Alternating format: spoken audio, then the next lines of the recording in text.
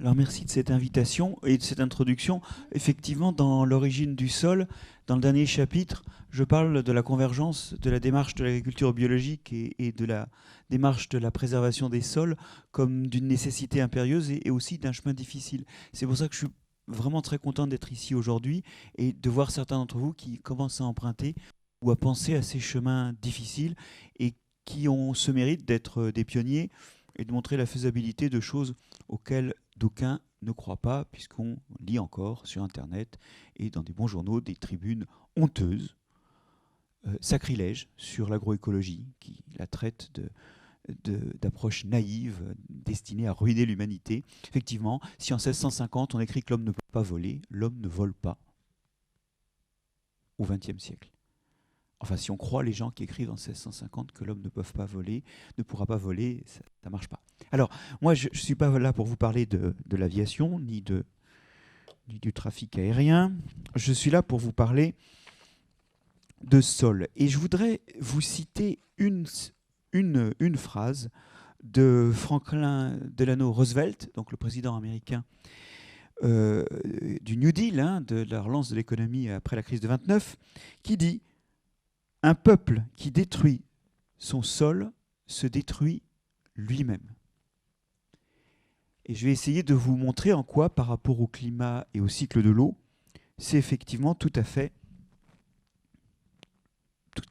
exact.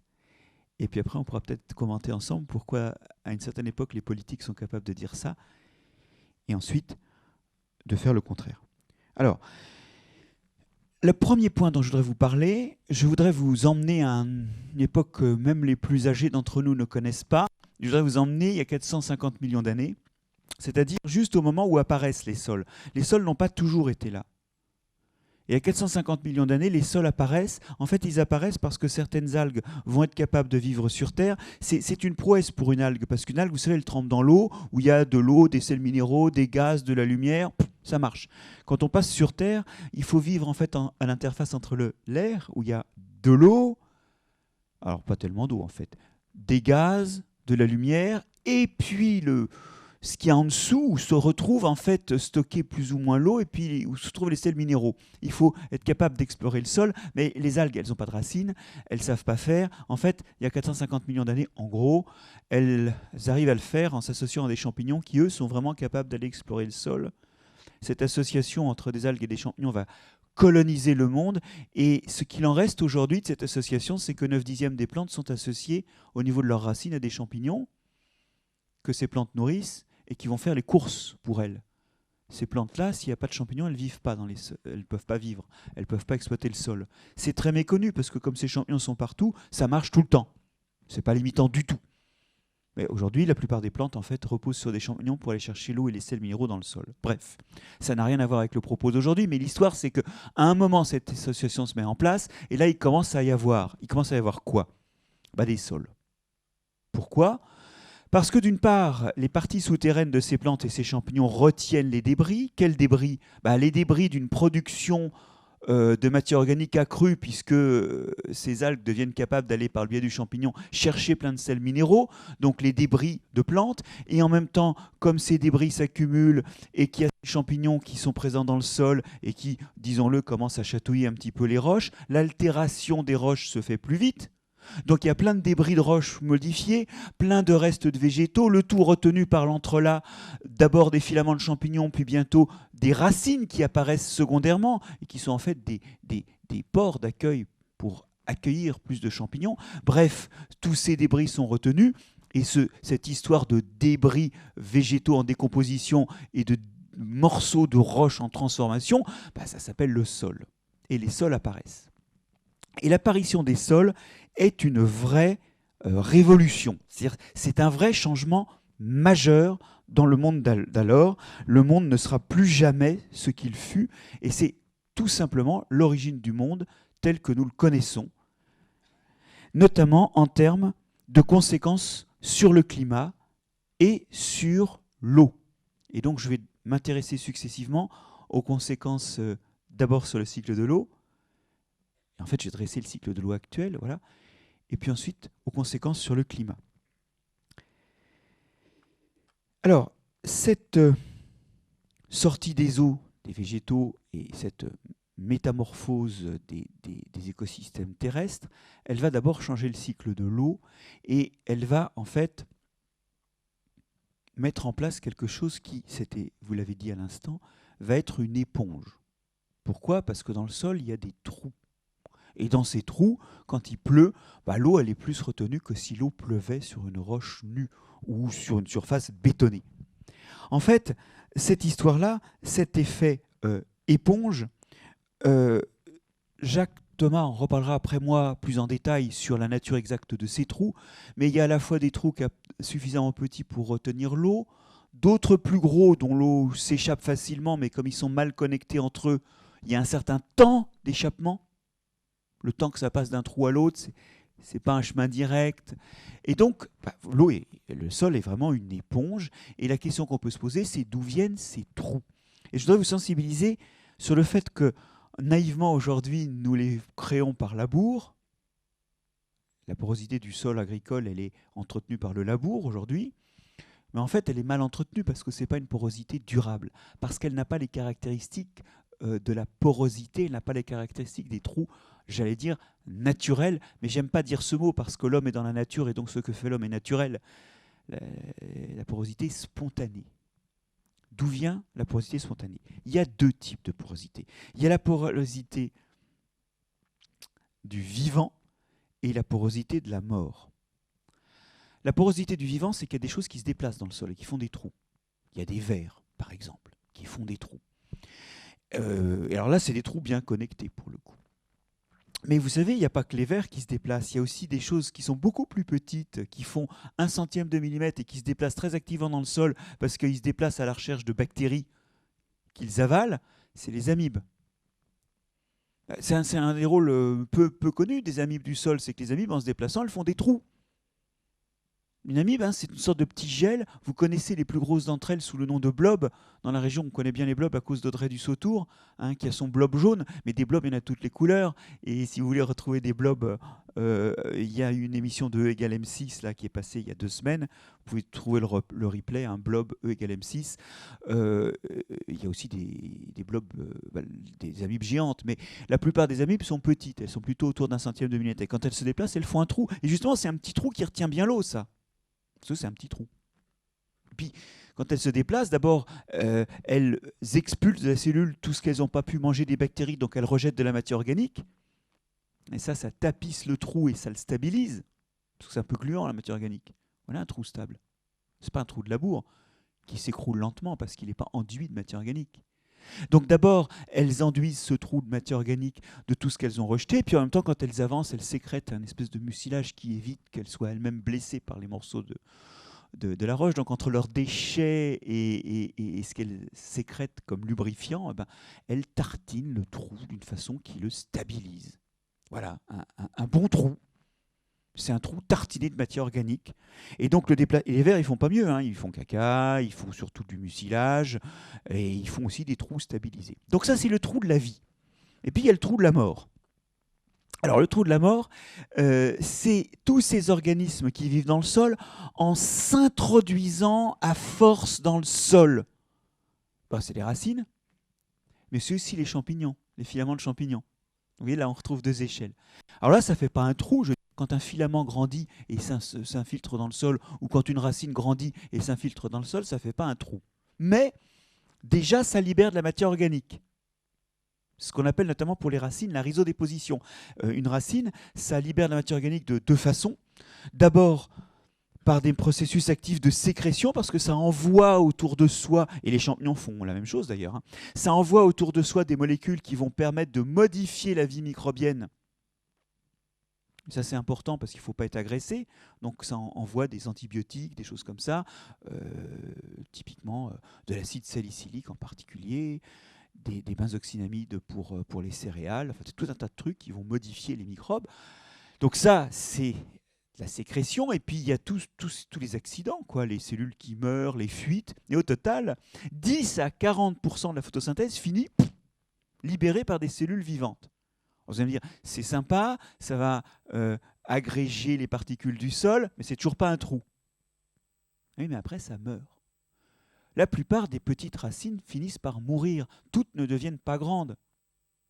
Certaines continuent de grandir, deviennent des axes qui conduisent, qui desservent les jeunes racines fines en train de s'alimenter. Enfin, plutôt en train de se connecter à des champignons d'ailleurs. Mais quoi qu'il en soit, la plupart des racines fines vont mourir au bout d'un temps qui est très discuté dans la littérature et qui dépend et de la plante et du sol et du climat. Donc en gros, entre quelques semaines et quelques mois, voire dans certaines forêts quelques années. Et à ce moment-là, tout collapse, tout s'écroule. Il reste d'ailleurs de la matière organique, c'est le reste de la racine. Et entre ce que la racine a déposé de son vivant, et les débris quand elle est morte, bah, ça fait un trou bien stabilisé. Ça, c'est un trou qui ne va pas s'écrouler tout de suite. Ce n'est pas un trou de labour qui va s'écrouler tout de suite et qui va faire qu'on va être obligé de relabourer du point de vue de la porosité. C'est un trou stable. Et ça, c'est un trou de la mort. C'est-à-dire que tant que la structure est vivante, il n'y a pas de trou, puis quand elle meurt, ça fait un trou. Et vous voyez que le vivant fait des trous même dans la mort. C'est ça l'histoire du sol. C'est des trous liés à la vie jusque dans sa mort. Alors voilà l'origine des trous. Et donc, le sol retient de l'eau. C'est une vraie éponge. Et cette éponge, elle a pour conséquence de permettre une vie végétale encore accrue, parce que ça crée des réserves en eau que vont pouvoir utiliser les végétaux. Alors, je vous donne ce chiffre qui vaut ce qu'il vaut, parce qu'il est un peu vague. On compte que sur 1 mètre carré, sous 1 mètre carré de sol, il y a 50 à 400 litres d'eau qui sont retenus. C'est énorme comme valeur. Alors, dans les valeurs énormes aussi, et qui illustrent les besoins de la plante pour sa vie, je voudrais vous donner les besoins en eau d'une forêt. On a dit qu'effectivement, une grande partie de l'eau repartait transpirée par les plantes, bien plus qu'évaporée directement du sol, parce que les plantes, c'est une sorte de canal plus direct vers l'air. Je vous rappelle que les plantes pompent de l'eau parce que c'est la façon de faire monter la sève brute et donc aussi tous les sels minéraux, l'azote, le phosphate, le potassium qu'elles ont reçus des champignons. Et c'est assez intéressant de se souvenir que la plante utilise l'énergie solaire de 2 façons. La première, c'est pour faire la photosynthèse, et la deuxième, c'est pour évaporer l'eau au niveau des feuilles. Cette évaporation va tirer l'eau et faire monter la sève brute. Le bilan, c'est que la plante a besoin, pour monter les commissions que lui a fait le champignon, elle a besoin d'eau, elle a besoin de ce flux d'eau, et pour 1 hectare de forêt, il faut compter 30 tonnes d'eau par jour. Alors le chiffre peut paraître énorme, mais en fait, il n'est pas tant que ça. Ça correspond à 3 mm de pluie par jour. Or, comme il y a 200 jours de végétation, oui, il y a moins d'évaporation, ou pratiquement pas en hiver, ça veut dire qu'il faut en gros 5 à 600 mm d'eau pour faire une forêt. De fait, en dessous de ce niveau d'eau, en dessous de ce niveau de pluie, il n'y a pas de forêt. Et de fait, comme il pleut souvent plus de 5 à 600 mm, il reste de l'eau qui va pouvoir repartir dans les rivières. Donc la première chose, c'est que le fait que le sol soit une éponge, ça va permettre de nourrir des plantes en eau, ça va permettre une quantité de végétaux qu'il n'y aurait pas sur une roche nue, qu'il n'y aurait pas sinon, et ça va faire que dans le nouveau cycle de l'eau qui suit l'apparition des sols, 50 à 90% de l'eau repart vers l'air. Et ça, c'est très différent de ce qui se passait avant. Avant, l'eau, quand il pleuvait, il n'y avait pas de sol. L'eau ruisselait à toute vitesse et elle s'en allait surtout par ruissellement. C'est un grand changement. Et sur le chemin de ce changement, il y a la plante. Bon. Donc, je vous ai fait apparaître les sols. J'ai insisté sur le fait que ces sols étaient des éponges. Et je voudrais maintenant insister sur le fait qu'ils sont des éponges, ça crée et ça régule les rivières. Avant les sols, il n'y a pas de rivière. Il faut réaliser ça. Les rivières, c'est des choses qui sont des produits des sols. Pourquoi ? Avant, quand il pleuvait, il y avait à la fois des parties en relief où se développaient des petites couches de microbes qui, dès qu'elles venaient et un peu épaisses, étaient arrachées par le ruissellement. C'était pas retenu. Et puis, il y avait des zones de plaine où il y avait tous les gravats, tous les débris arrachés au relief et qui faisaient des espèces de plaines de sable, de limon, de débris, de rocs à perte de vue. Et là-dedans, à chaque pluie, circulaient des espèces d'oueds qui arrachaient tout, déplaçaient tout, changeaient de chenal d'une pluie à l'autre. Un peu la bonne image de ces plaines où un ruissellement diffus s'opérait après chaque pluie. C'est les plages à marée basse, vous savez, avec ces chenaux de ruissellement là, qui s'entrecroisent et qui, à chaque instant, l'eau circule à un autre endroit et ça fait des nouveaux chenaux. Voilà à quoi ressemblaient les écosystèmes terrestres. Et quand les sols sont nés, eh bien, le ruissellement a pris deux caractéristiques radicalement différentes. La première, c'est qu'il était moins brutal après les pluies, puisque l'eau est retenue dans les sols, elle va pas tout de suite passer dans les rivières. Et par contre, entre deux pluies, il y a de l'eau qui, faisant son chemin très lent de trou en trou, arrive dans la rivière. Bon, donc ça c'est vraiment très important parce que pour le coup, ça permet de soutenir les étiages. Et deuxièmement, comme l'eau n'est pas libre de circuler partout, il y a quelques zones de circulation préférentielle qui se font. En fait, les rivières sont apparues avec les sols.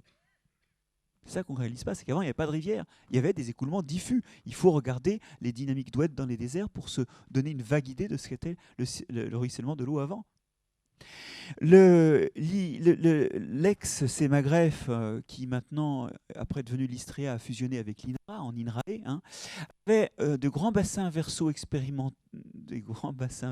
expérimentaux à Drex, dans des situations de badland, des espèces de marne très sensible à l'érosion. Donc en gros, vous voyez qu'une espèce d'argile grisâtre dans le paysage avec quelques touffes de végétation. Ils ont équipé des petits bassins expérimentaux, des petits bassins versants. Ils les ont équipés et puis certains, ils les ont revégétalisés et ils ont regardé ce qui sortait de ces bassins versants. Et ils se sont aperçus, ils ont montré, qu'en revégétalisant artificiellement ces bassins versants, c'est-à-dire en faisant des petites terrasses où on replante des arbres, puis là il y a de l'herbe qui s'installe, ils pouvaient retarder les crues de 30 minutes, les diminuer d'un facteur 10 en intensité. Vous voyez, c'est ce que je vous dis, c'est quand on permet à un sol de s'installer, on limite les crues, on soutient les étiages et on crée des rivières. Et puis en plus, la charge solide a été réduite d'un facteur 10 à 100. Parce qu'effectivement, ça empêche l'érosion quand on a créé ce genre de structure. Bon, donc en fait, vous voyez que finalement, ça met en place nos rivières, et ça a marginalement une conséquence importante, c'est que l'eau qui est dans les rivières vient donc des sols.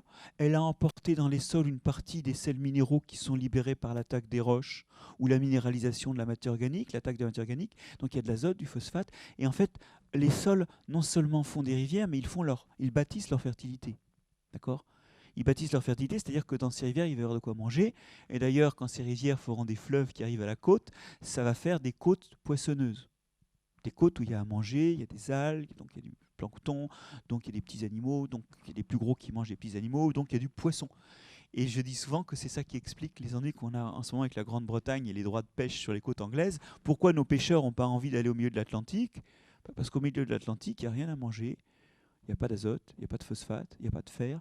Tout ce qu'il y a sombre corps et bien avec les cadavres des animaux et des algues et du plancton du milieu de l'océan, la surface de l'océan, elle est appauvrie en éléments nutritifs. Par contre, le long des rivages, et notamment le long des rivages anglais, là où se déversent les fleuves qui sont en fait littéralement des larmes de sol, là vous avez de la fertilité, là vous avez de la vie qui se développe.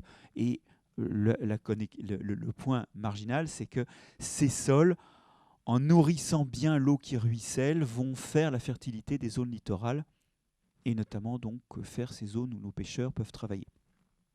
Bon, donc là j'ai dressé une vision du cycle de l'eau après l'apparition des sols et montré les répercussions en termes de fertilité et simplement de structure du paysage.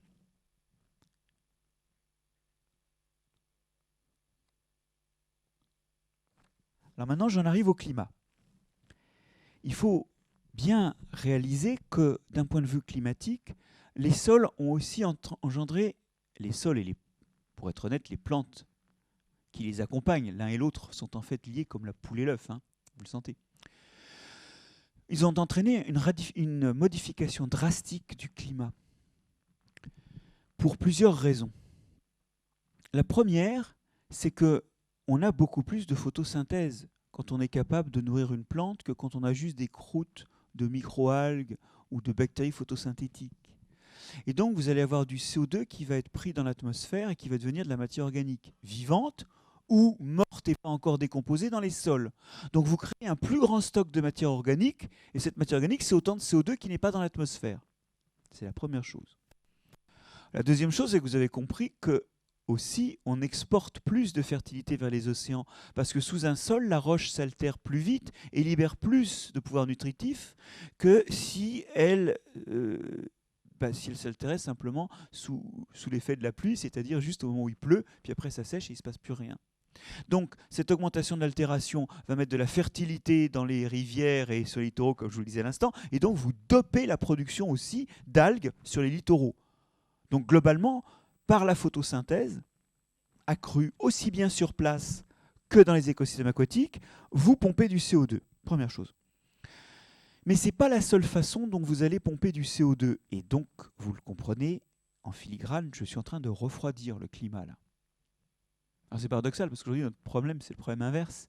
Mais vous verrez qu'en fait, si on a bien compris comment ça marche, tout ça peut se corriger, sinon facilement, du moins avec des sols.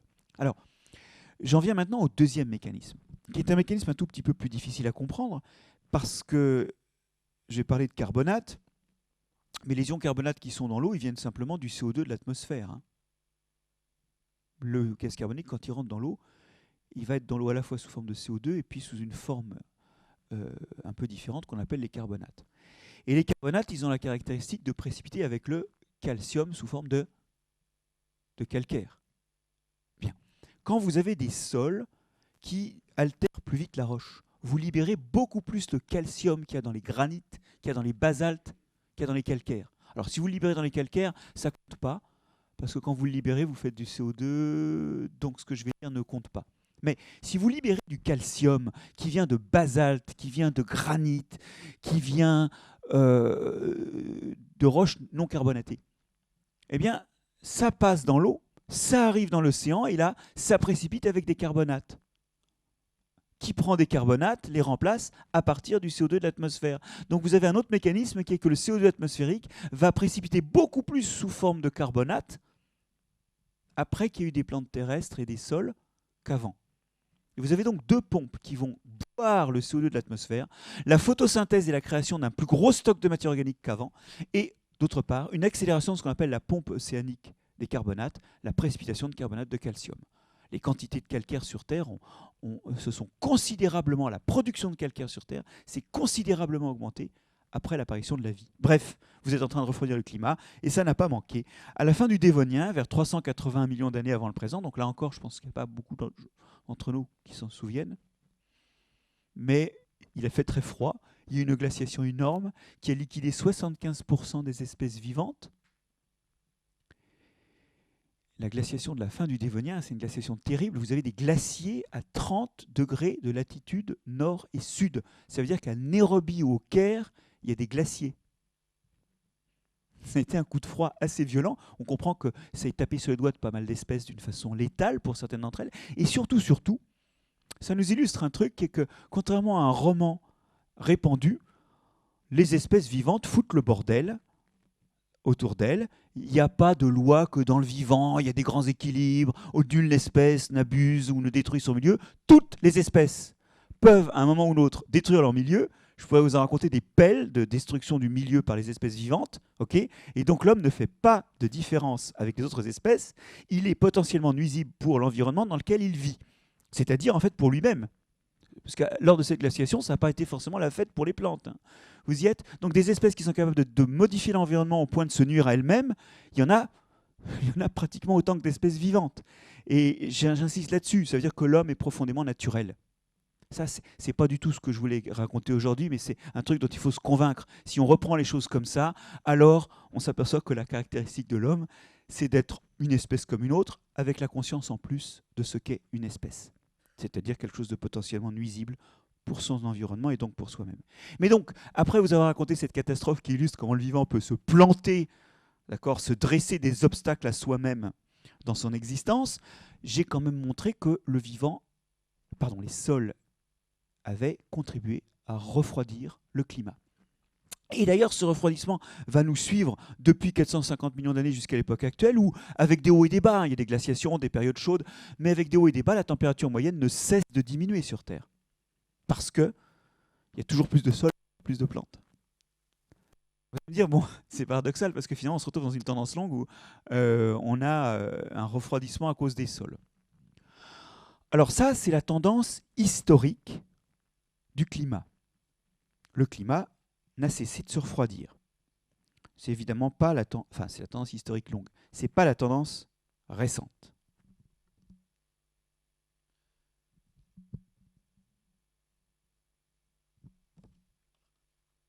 Et donc on arrive maintenant à l'époque actuelle. Alors à l'époque actuelle, l'homme va aussi modifier le climat et je voudrais vous convaincre qu'une des sources de modification du climat, eh bien c'est l'agriculture et la façon dont on gère les sols. Je ne vais pas vous parler de méthane avec le bétail, je vais vous parler des sols. Quand on laboure, on aère le sol. Je vous l'ai dit d'une façon peu durable, mais très violente, très forte, qui stimule, alors ça ne stimule pas les champignons parce qu'ils se font détruire la gueule, hein. Les champignons c'est des filaments, donc quand on laboure, ils sont calmes, hein. Mais ça stimule les bactéries, qui elles supportent mieux le labour puisqu'elles sont faites de cellules séparées ou en toutes petites grappes. Et donc, ça respire plus et vous déstockez la matière organique du sol. Donc vous faites du CO2. De la même façon, quand vous irriguez, vous créez des poches d'anoxie, voire même, c'est-à-dire des poches de sol où il n'y a pas beaucoup d'oxygène. De même, quand vous irriguez complètement, alors là je pense à la riziculture inondée, alors là vous faites un sol complètement privé d'oxygène. Dans la plupart de ces sols-là, des organismes comme vous et moi sont morts, hein. Je veux dire, si je vous coupe l'oxygène, vous êtes mort.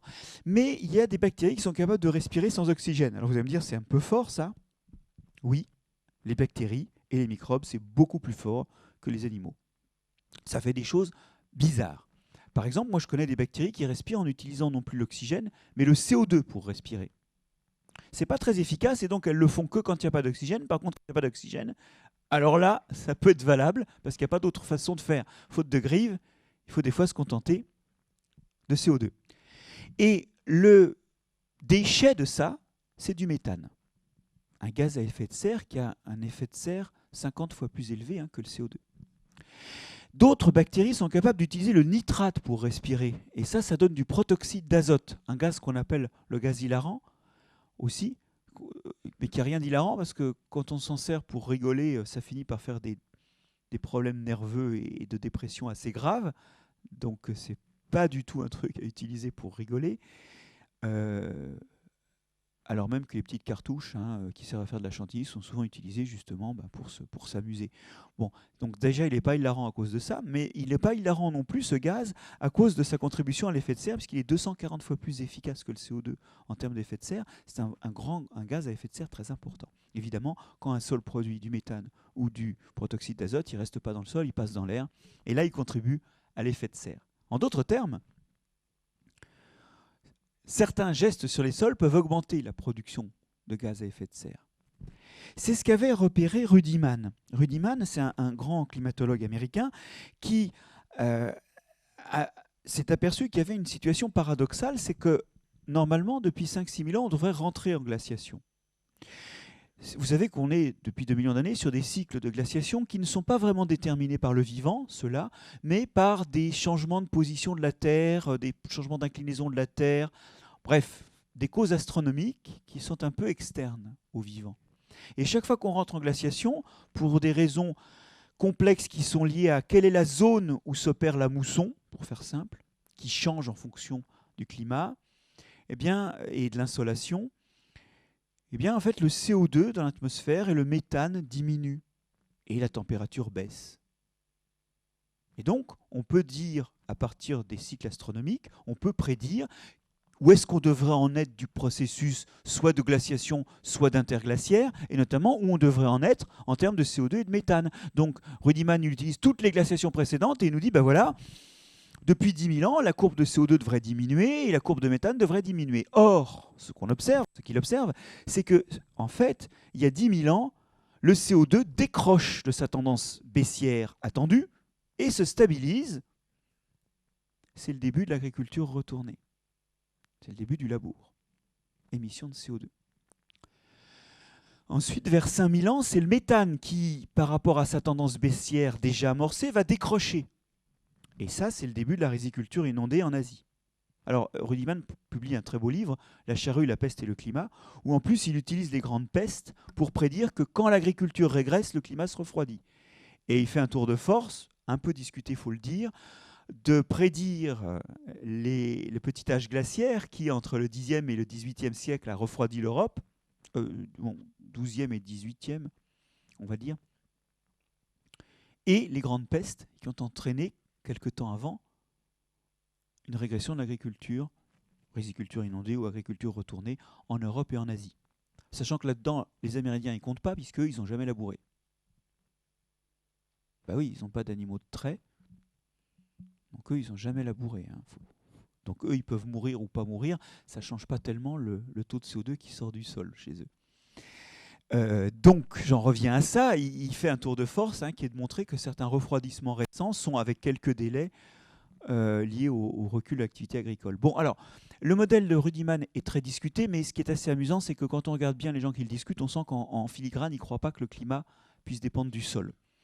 Et je pense que la vraie question n'est pas de savoir si Rudiman a tort ou raison, mais à combien de pourcents il explique vraiment cette tendance originale de l'Holocène, la période où nous vivons actuellement, qui est d'avoir été la période, on le dit souvent dans les livres, on nous dit « Ah, c'est la période climatique la plus stable du Quaternaire, des 2 derniers millions d'années ». Il se pourrait bien que ce soit grâce à l'agriculture. Le problème, c'est que récemment, nos méthodes agricoles, l'extension du labour, l'irrigation qui crée des poches d'anoxie, le fait de mettre des nitrates dans les sols comme engrais qui donnent des nitrates à des bactéries qui auraient envie de respirer autre chose que de l'oxygène, tout ça, ça fait que la contribution à l'effet de serre des sols a augmenté. Et si vous regardez le cas de la France, 80% du protoxyde d'azote produit par l'homme en France, c'est-à-dire ce qui est produit en plus de ce qui est attendu naturellement, vient des sols agricoles. Ce n'est pas tellement l'industrie qui produit du N2O, du protoxyde d'azote. Donc là, quand on est arrivé là, on se dit « Oh là là, l'agriculture a encore fait des bêtises ». Et en fait, ce n'est pas complètement exact, parce qu'en réalité, l'agriculture est aussi porteuse de solutions. Suivez mon raisonnement. Et là, je voudrais vraiment, après vous avoir montré comment les sols ont modifié le climat, comment les modifications des sols que nous avons faites ont modifié le climat en sens inverse, en réchauffant, en contribuant à réchauffer le climat. Après avoir raconté ça, je voudrais maintenant, dans un dernier temps, vous montrer comment en fait l'agriculture est virtuellement porteuse de solutions. Aujourd'hui, la compensation carbone consiste à planter des arbres. Alors, beaucoup de gens me disent « Mais c'est génial, on va avoir plus de forêts ». Alors attention, c'est des plantations. Il faut bien faire une distinction, au moins esthétique. En termes de quantité de carbone, bon, c'est pas forcément très important. Mais en termes esthétiques, une plantation, c'est pas une forêt. C'est un peu différent. C'est moins beau. Bon, donc, c'est vrai, on plante des arbres. Alors, c'est pas bête, parce que tant que ces arbres seront sur pied, ça fait autant de carbone qui n'est pas sous forme de CO2 dans l'air. Techniquement, ça marche. Sauf que il ne faudra pas les couper, ces forêts. Parce que sinon, le CO2, il ne sera plus dans la forêt. Pardon, le carbone ne sera plus dans la forêt. Vous y êtes? Vous allez dire, on peut stocker le bois. Oui, enfin, ça n'a qu'un temps, ça. Le bois, il finit par se décomposer, il finit par s'abîmer. Regardez le nombre de charpentes qui nous restent du XIIe siècle. Le stockage de CO2 réalisé par les forêts du XIIe siècle, il n'en reste plus grand-chose. Pourtant, elles ont été entretenues, ces charpentes. Bon, alors donc, ce que je veux dire par là, c'est que nous sommes en train d'imposer à nos descendants des endroits dans le paysage qui sont en fait des tas de déchets de notre génération. C'est ça le truc. Alors ces déchets sont un peu nobles, parce que c'est des plantes. N'empêche, ça fait quand même des surfaces du territoire où on ne pourra pas faire autre chose que de stocker les déchets des générations précédentes. Rappelez-vous le sentiment nuancé que vous donne le fait d'avoir été hérité de friches industrielles contaminées aux métaux lourds, ou d'avoir été hérité de tas d'ordures liées au dépôt de déchets non triés et non traités par tout le début du XXe siècle. On n'a pas trop envie que notre paysage soit encombré de déchets. Or, je suis désolé, les forêts que nous plantons sont nos déchets carbonés imposés aux générations suivantes. Non, en fait, la bonne solution, à mon sens, elle vient des sols. Vous me voyez arriver avec mes bottes ici. Elle vient des sols, et notamment des sols agricoles. Parce que ces sols sont appauvris en matière organique. Bah oui, on l'a dit. Ils sont labourés, donc il y a plus de respiration. Ils sont soumis à des récoltes perpétuelles et donc beaucoup de la matière produite ne retourne pas au sol. Et puis, par rapport à l'époque historique, où la seule façon d'amener de l'azote, du phosphate et autre chose, c'était d'amener de la matière organique, maintenant, on amène des engrais minéraux. Donc on n'amène plus de matière organique. Nos sols agricoles sont très pauvres en matière organique. Et du coup, ils deviennent friables, peu reliés entre eux, donc leurs pores ne sont pas stables, donc ils retiennent moins l'eau, donc ils sont moins résistants à l'érosion. Et comme en plus on les laboure et qu'on les laisse nus, ce matin, je venais des environs, là, dans des paysages complètement bruns, mais ça n'a jamais existé, ça, dans l'histoire du vivant, un sol sans couverture. Et que ce sol sans couverture, sans matière organique, évidemment, il s'érode. Tiens, ça nous rappelle Franklin Delano Roosevelt. Je ne vous ai toujours pas dit pourquoi il avait dit ça. Vous allez voir que c'est à cause de ça qu'il avait prononcé cette phrase. Mais je reviendrai à lui après. Ma matière organique dans les sols, donc, quand elle est absente, j'ai plus d'érosion, j'ai moins de stabilité des pores, j'ai moins de rétention d'eau parce que mes pores sont moins stables et parce que, je crois que tu reviendras là-dessus aussi, Jacques, la matière organique a un rôle dans la rétention de l'eau. Donc je me retrouve avec moins de rétention d'eau. C'est dommage, dans un contexte où il va faire plus sec éventuellement en été, de ne pas avoir quelques jours de plus de réserve en eau. Et puis, comme il y a moins de matière organique, il y a des microbes qui n'arrivent plus à se développer. Il y a un problème de vie microbienne. C'est-à-dire qu'après le labour, vous amenez de l'oxygène, il y a une espèce de grande fiesta à l'oxygène, et puis après, la vie microbienne, elle a beaucoup d'oxygène éventuellement, jusqu'à ce que les pores se rebouchent, mais il n'y a plus beaucoup de choses à manger. Et ça, donc, ça fait que nos sols agricoles, aujourd'hui, manquent de matière organique de façon cruciale. Et de l'autre côté, nous avons des zones d'élevage qui croulent sous les déchets organiques, qui ne savent plus quoi en faire, qui remettent tellement sur le sol que finalement, comme je vous disais, ça retourne à la mer parce que la fertilité des sols passe dans l'eau douce et puis dans les zones marines, et ça nous fait des marées vertes sur le littoral. On a des endroits où on enlève des sacs poubelles bourrés de matière organique. Oui, vos sacs poubelles contiennent une matière organique dont vous n'avez même pas idée du pouvoir. Dans nos poubelles familiales, il y a 50% de l'azote dont a besoin l'agriculture française chaque année. Il y a la moitié de la solution en azote. Alors, c'est peut-être pas si simple à faire, d'autant que nos poubelles, on a quand même beaucoup de mal, nous, à trier les poubelles. Enfin, les Suisses y arrivent, donc on devrait pouvoir y arriver, mais c'est vrai que quand on demande à quelqu'un de trier la matière organique, il finit toujours par y avoir un peu de plastique ou de merde dedans, qu'on voudrait surtout pas mettre dans les sols. C'est peut-être pas si simple à faire, mais la solution est dans nos poubelles. Et peut-être même, c'est plus délicat à cause des métaux lourds, dans nos stations d'épuration. En d'autres termes, ce que je suis en train de vous dire, c'est que d'un côté, on a des choses qu'on appelle des déchets, mais qui sont potentiellement, au contraire, des ressources pour les sols. Et si on remet ça dans les sols, on résout tous les problèmes que j'ai dit, ou on les améliore.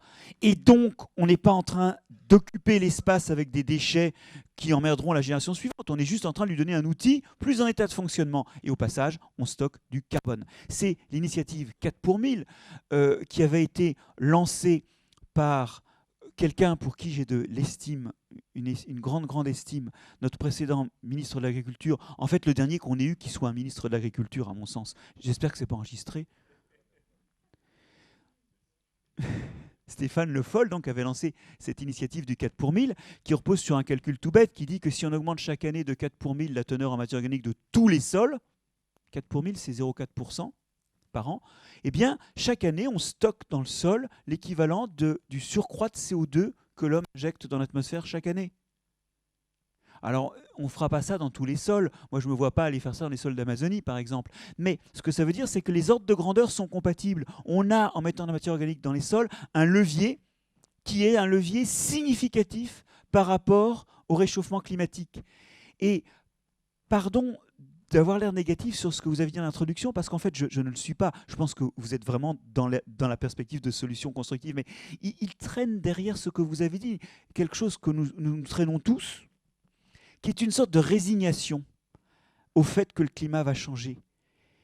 Et le tableau du film fait qu'on ne peut pas souhaiter que ce soit totalement vrai, parce que je ne sais pas, moi, si on peut gérer un tel changement. Et donc, bien sûr, il y a cette dimension de mitigation. Il faut absolument s'engouffrer dans la voie que vous ouvrez. Là, j'ai aucune réserve là-dessus. Mais quelque part, il y a une résignation à laquelle, moi, je ne peux pas me résoudre. C'est pas, on peut pas, voilà. Et donc, même si on se disait, on est plus de CO2, de toute façon, celui qu'on a émis n'a pas fini de faire son effet de réchauffement. Donc de toute façon, même si on arrête d'émettre du CO2, il y a du CO2 à gérer et les sols sont une solution. Alors, vous avez compris que donc, il y a une profonde intégration des sols à des choses aussi hors du sol et aussi globales que le climat ou le cycle de l'eau. Ça, c'est vraiment important. Ça veut dire que vous avez entre les mains un outil pour dérégler ou au contraire améliorer le cycle de l'eau et le climat. Ce que j'appelle améliorer, c'est pas qu'il y a un bon fonctionnement en absolu, c'est qu'il y a juste un fonctionnement qui est plus ou moins compatible avec une vie humaine digne sur Terre. Et c'est vrai, cette citation de Jouzel qui dit que les endroits où ils font bon vivre vont disparaître ou devenir de plus en plus rares sur Terre, c'est ce qui m'inquiète, moi. En fait, c'est la zone tempérée où ils font bon vivre. Pas trop de parasites, pas trop de climat extrême. Ben, c'est cette zone tempérée qui est en train de disparaître. Et donc, j'en arrive à ma conclusion. Ma conclusion, c'est qu'effectivement, il y a deux façons de parler des liens du sol au climat et au cycle de l'eau. Il y a la façon triste, celle où ça ne marche pas et l'écologie, et les sciences du sol notamment, servent à expliquer pourquoi ça ne marche pas. Nous voilà, nous scientifiques, réduits à l'état de Cassandre et truchement, outils de défaussement des politiques pour justifier de nouvelles taxes. Taxe carbone, par exemple. Quand voulez-vous que les gens aiment l'écologie après ça? Si ça coûte plus cher, hein, on voudrait vivre sans. Ça, c'est l'écologie pour les nuls au sens des crétins. Hein, on convoque les écologues pour voir pourquoi ça ne marche pas. L'écologie et les sciences du sol et la connaissance en général, c'est un joyau quand on la mobilise avant de décider. Alors ça ressemble à un conte, parce qu'effectivement, ça ne se passe pas toujours comme ça. Hein. Mais il faut voir qu'il y a dans l'observation des mécanismes naturels des leviers. Je viens de vous parler de leviers sur le climat, par exemple. Bon, il y a des leviers, et l'écologie est une sorte de belle au bois dormant, au sens où, si on l'embrasse avant de mourir, eh bien, elle révèle elle offre des lendemains qui chantent. Et ça, c'est un vrai problème sur lequel je reviendrai tout à fait en conclusion, c'est qu'on n'est pas encore prêt à prendre en charge la connaissance, d'accord, avant la décision.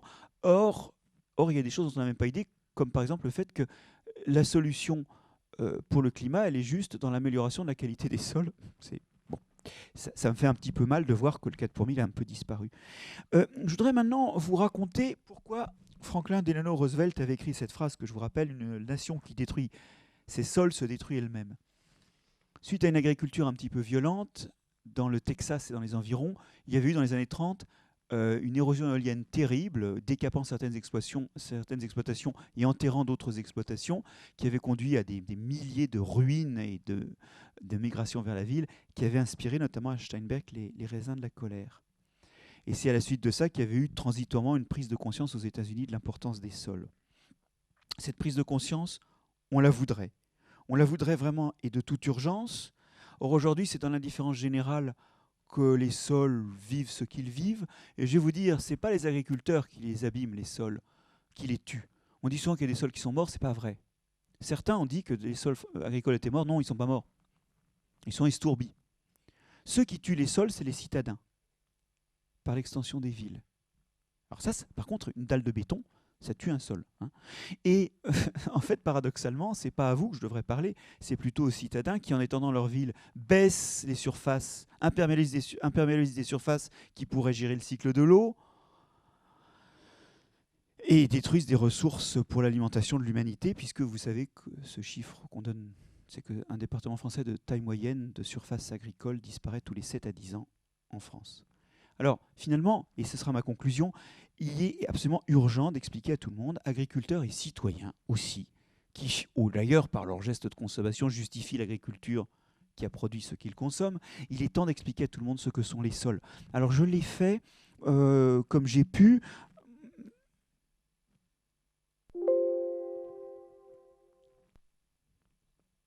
Ah oui, tu vas y arriver. Alors, avec un pavé, donc ça, c'est ce que tu mentionnais. Quelque chose de plus simple pour des auditoires plus jeunes ou différents ou moins concernés, une BD avec Mathieu Burnia, Sous terre. Et puis aussi, nous le faisons au muséum avec une des salles de l'exposition temporaire l'Odyssée sensorielle, où là, c'est juste des odeurs, des images, des sons. Et il y a une salle qui est consacrée au sol. L'idée, c'est d'utiliser tous les moyens possibles pour rappeler les gens vers le sol, d'appeler tous les publics possibles vers le sol, parce qu'on a besoin vraiment que demain, les gens connaissent assez les sols pour en faire des outils pour gérer l'avenir, et en particulier qu'il y ait une demande citoyenne de ça. Malheureusement, aujourd'hui, on est dans une situation où dans la formation initiale de nos jeunes, il n'y a pas d'histoire naturelle dans le primaire, il n'y en a plus dans le secondaire après la seconde, il n'y a plus de SVT obligatoire après la seconde, et même en seconde, de toute façon, c'est la moitié de l'horaire de la physique-chimie. Voilà, nous vivons dans un monde où certains lobbies disciplinaires ont cassé l'avenir, ils ont cassé l'avenir, et pour moi, la réforme du lycée ou l'état actuel de l'enseignement primaire est tout simplement un crime contre la génération suivante, car elle la prive des clés du monde, elle la prive de trouver les cheminements qui feront de la connaissance un moyen d'améliorer le monde où nous vivrons. Merci Marc-André.